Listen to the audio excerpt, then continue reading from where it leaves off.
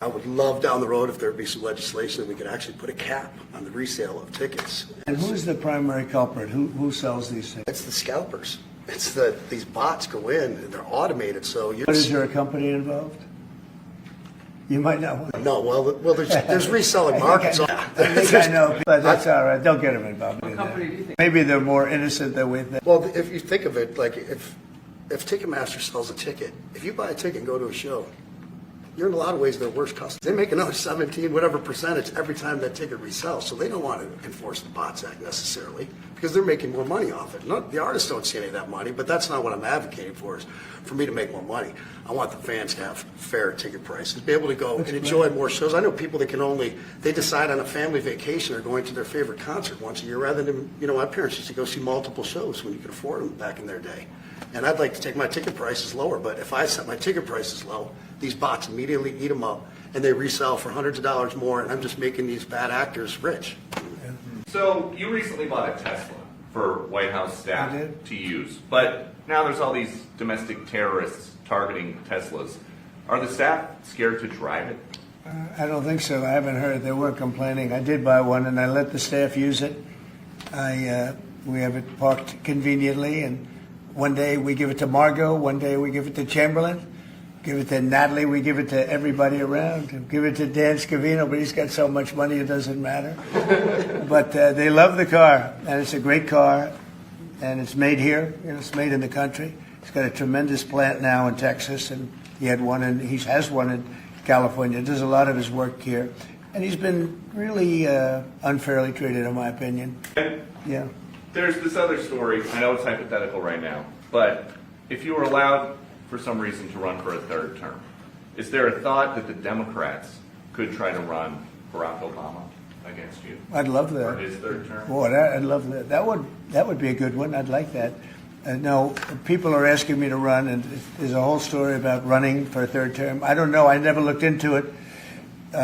They do say there's a way you can do it, but I don't know about that. But I have not looked into it. I want to do a fantastic job. We have 4 years, just about, almost close to 4 years. Time is flying, but it's still close to 4 years, and we're getting a lot of credit for having done a great job in the first almost 100 days. And we have some big things we're going to be announcing over the next 2 days that you know very well, Peter, and I think it's going to be something that's going to bring a lot of wealth back to our country, tremendous wealth back to our country, actually. And Mr. President, you met with the chairman of Stellantis today. Did Yes. he ask you for a pause on the auto tariff? just about some of the problems they have with the environmental, which we're going to clean up. Have any of the automakers... We're going to probably go back to 1920. If you look, we're going to go back probably to a 2020 standard. So we'll have 2020 standard, and that's just a few years ago. Oh, they're making it so difficult all over the world. They're making it doesn't mean a damn bit of difference even for the environment. It doesn't matter. They make it impossible for people to build cars. So we're going to be doing much different. 2020 is a strong standard, but they've taken it to a level now that makes it very difficult to build a car. So we're going to be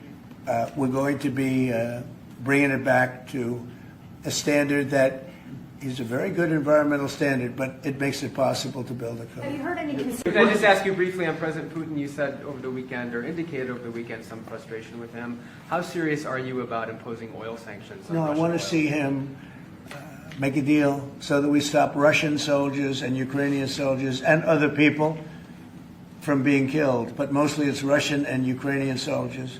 They're losing at least 2,500 human beings, beautiful human beings, a week. And I wanted to stop.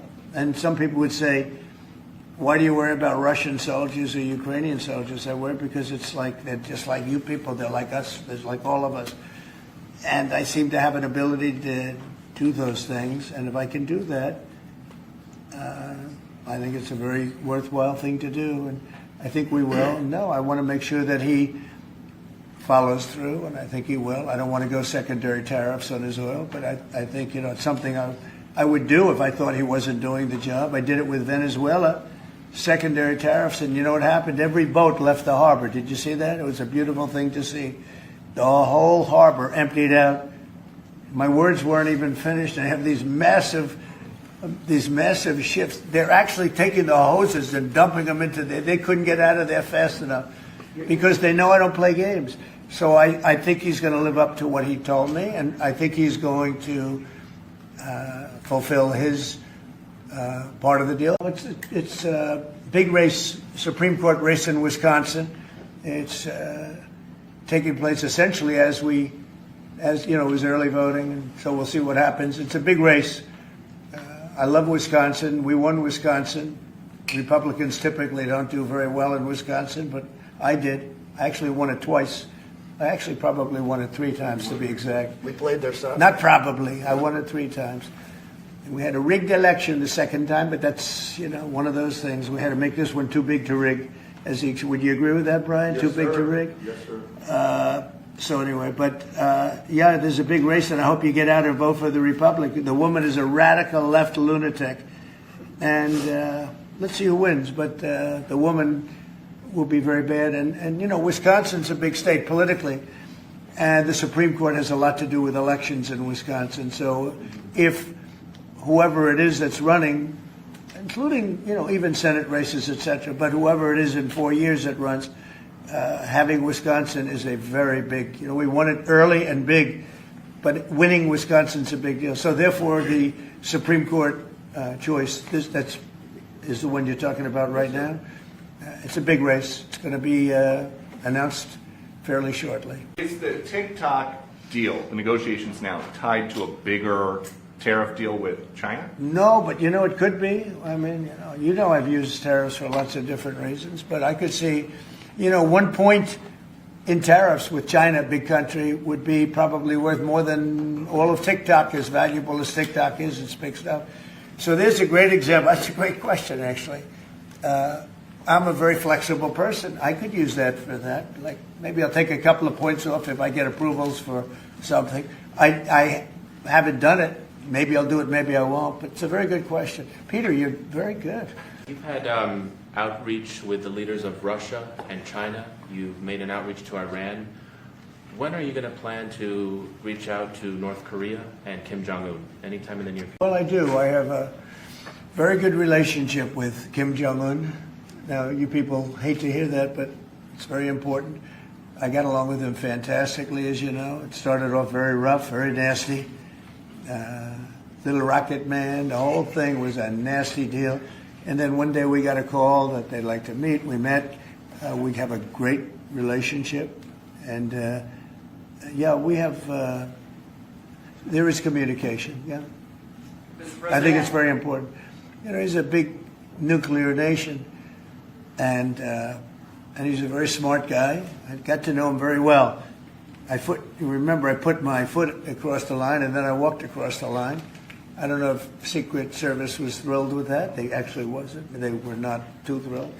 But I have a very good relationship with him. Yeah, we'll probably do something at some point. Elon Musk's special government tenure is coming to an end, 130 days, I think another month. Yeah. Do you want him to stay longer, or is it time for him to go back to running his companies in your Well, I think he's amazing, but I also think he's got a big company to run. And so at some point he's going to be going back. He wants to. Would you want to keep him around? But I'd keep him as long as I could keep him. He's a very talented guy. I love very smart people. And he's very smart. And he's done a good job. Doge has, we found numbers that nobody can even believe, like 400 billion, 500 billion. It could be close to $1 trillion by the time they end on different things. And he's led the charge. And you've seen a lot of his people. And these are people that joined up. I always say the high IQ people. I like high IQ people. And they've done a great job. No, at some point, Elon's going to want to go back to his company. I will say he's got, despite the way he's been treated, so he's an American patriot, but the way he's been treated with Tesla is just terrible. It's just terrible. In fact, you have a Tesla. And you love it. He was saying before he bought a Tesla, he loved it. A lot of people are buying Teslas, I think, and I hope they are. He should not be treated that way. He's done an incredible service to our country. Mr. President, would you be able to confirm recent reporting that you are making plans to go to Saudi Arabia next month? And if so, why is Saudi Arabia so important? So I have a very good relationship with the Middle East. In fact, if you look at Michigan, I won the vote by a lot. People were a little surprised. And I have a very good relationship with Mohammed and the king. His son is Mohammed. He's great. Crown Prince, actually, he's Prime Minister, too. He's got a lot of good titles. But he's great. And the king has been wonderful. And if you remember, last time I went to Saudi Arabia, I put him first on the list because they agreed to buy $450 billion worth of American goods, military and otherwise. And they did. And it was an unbelievable day. It was in this gorgeous ballroom, and companies were there from many, probably 100 companies. And they were given anywhere from 40 or $50 million to less. And more, actually. Okay, some of them were given numbers that were just many times that amount. I think we had a couple of $20 billion deals and big stuff. And it's a very rich country because of oil. And we are a very rich country ultimately when we straighten out because of oil.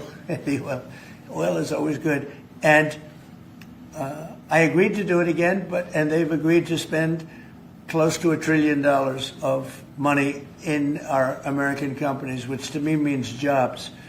So they're going to spend hundreds of billions of dollars giving them to American companies that are going to be making equipment for Saudi Arabia and other places in the Middle East. And for that, I think it's worth it. I did it last time, $450 billion, and the press was there. It was one of the most unique days I've ever seen, where companies would get up and you're getting $20 billion. They named the company. The chairmen were all there, every chairman and top person in the company. You remember that, Peter? I don't know if you were there. You might be too young for that. I was on the Democratic campaign trail at the Oh, time, that so I was missed boring. This was a much better deal. But it was amazing, actually. It was an amazing day. We sold and we partook in $450 billion worth of investment into American companies. And they announced the company, the amount of money, $1 billion, $5 billion, $25 billion. And the chairman of the company, many of whom, well-known figures, prestigious figures, great business leaders, they went up, they shook the hand of somebody, and they would sit down, and we just had a big investment made. So it was a record. Nobody ever beat it before. $450 billion worth of jobs. I view it as jobs more than anything else. And now we're close to $1 trillion, so it's more than double the number that we did when I first came to office. And this trip takes place next month. It could be next month, maybe a little bit later, yeah. And we're going to Qatar also. And also we're going to possibly a couple of other countries. UAE is very important. It's a great leader in UAE. And I had his brother here the other night, if you saw that. We had a wonderful guy, a wonderful family. So we'll probably stop at UAE and Qatar, and as I used to call it, Qatar. Nobody's ever told me right or wrong. I always like to say Qatar, but it's Qatar. They like to say Qatar. And Saudi Arabia, the three of them, and then we'll go other places also. But in the Middle East, those seem to be the three. And again, tremendous amounts of jobs will be created that in those 2 or 3 days.